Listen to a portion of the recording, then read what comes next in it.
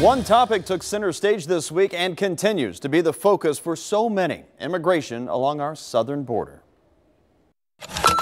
Images of adults and children in detention centers at the United States border with Mexico led the national news. We begin with the breaking news, the tense battle over what's happening on the American border. And your calls also came into the hotline, like this one from Julie in Williamsburg. This is absolutely horrific. It should not be condoned. This is not the America that I grew up or knew. I feel that this is a human rights abuse, and it's a human atrocity. My name is Shirley, and I live in Butler County. I think it's inhumane. I think it speaks of the poor leadership that this country has fallen under. But other callers feel as though the law is the law, and the Trump administration's zero-tolerance policy will better protect our country. This is Chris from Madisonville. It's gut-wrenching to see that. I mean it, but I really feel like there has to be some kind of law and order, like we voted for Trump and this is what we voted for. Illegal means illegal. That's a law broken.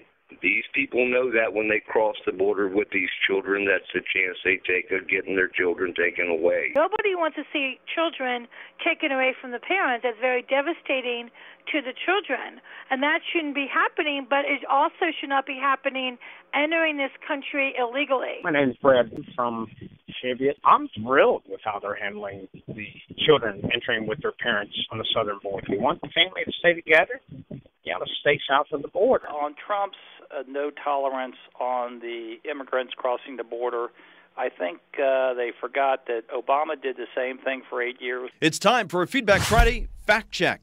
The fact checkers over at PolitiFact rate that claim as false. They say to compare the two administrations' policies as equals is unfair, and that while some families were separated under the Obama administration immigration policy, its policy specifically sought to avoid breaking up families and often didn't prosecute adults who crossed with kids in tow. While the Trump administration's policy, announced by Attorney General Jeff Sessions in April, is a zero-tolerance policy, which means every person caught illegally crossing the border would be referred for prosecution, and any children with them separated from them. Finally, Alice Moore in Florence, Kentucky emailed us with this point: this country was built on immigration. If you are not Native American, you came from immigrants, legal or not.